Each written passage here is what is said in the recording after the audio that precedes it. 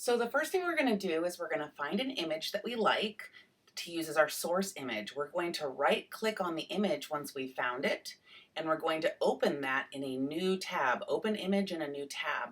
What that does is it brings us the full size image. Next, we're going to right click on it again. This is not working. And then we're going to click Save Image As, and it's going to save it to our Chromebook. It's going to save it to our Downloads folder, and we're just going to say Save. If you want to change the name, you can.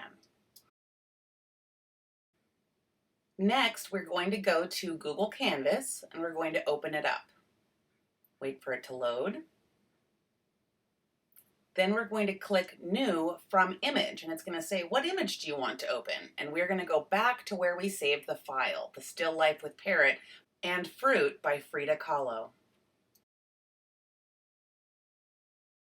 Once our image is open, I'm going to double check that I have a new layer, and I'm going to even add another layer to that because I'm going to be working across several layers, and I'm going to get started by filling in big areas of color with medium tones. So I've chosen a medium red, a medium orange, a medium green to fill in the larger fruit shapes. You can see I've got big circles, I've got a big smiley face for my watermelon shape.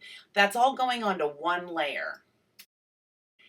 As I'm working, I'm going to click the Layers panel and I'm going to turn the background on and off by clicking the eye icon so that I can see how my drawing is coming out without the help of Frida's amazing work behind it.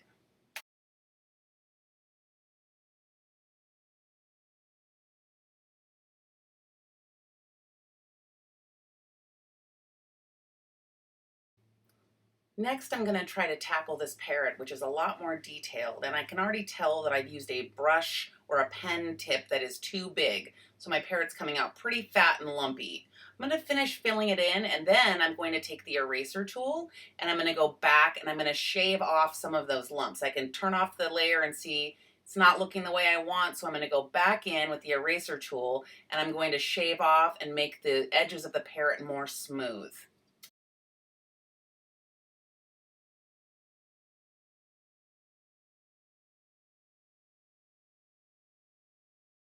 Next, I'm going to work on the background. I'm going to make a new layer, and right now the layer's on top, but it doesn't matter because I can drag it down to a lower level later. So I'm just going to scribble blue. I'm using a fat marker tool because it's very opaque and it goes on quickly. Then I'm going to use the chalk tool with a darker blue and a bigger size to create some texture around the edges.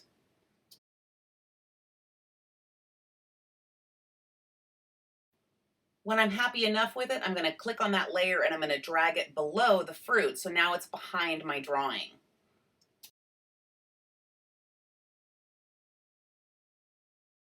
As I'm working, you'll notice that I have my fruit on two different layers. That was not on purpose. It was an accident, but I decided to just go with it. You'll also notice that the top layer that looks like part of a watermelon ends up getting deleted. I oftentimes delete the work that I've been doing if I don't like it and make something better. Next, I'm going to create a layer that is just going to be for my light colors, my whites and my almost whites, what I call the highlights. So I'm going to take a tool and I'm going to change maybe my pen or my ink size in order to find what I consider to be a good enough shade. And I'm going to do everything that's light colored. And this is going to go right on top of my fruit layer. As I'm working on the Chromebook, you'll notice that I am zooming in and I am zooming out so that I can really focus on small areas and small detailed areas of the work. The way I do that is I use several fingers on the touch screen and I pinch in and I pinch out. You can see I've drawn this parrot beak again with too big of a marker, so I'm going to go back in and erase some parts of it to make it a little bit finer. This is all just stuff that's going on to my white or highlight layer.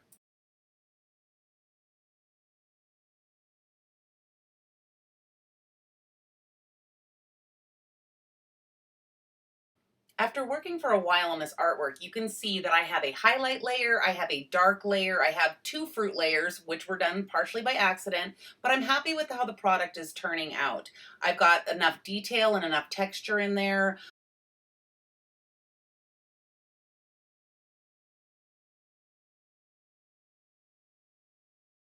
So I'm ready to save. Now, because this is a Google product, it's actually automatically saving into your Google Drive. But just to show you how it works, what you're going to do is you're going to click the three dots on the top right, and you're going to go to Save Image.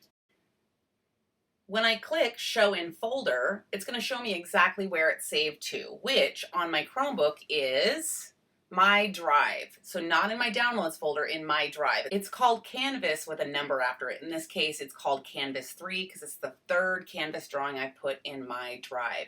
It is now ready to share in Canvas or Google Classroom.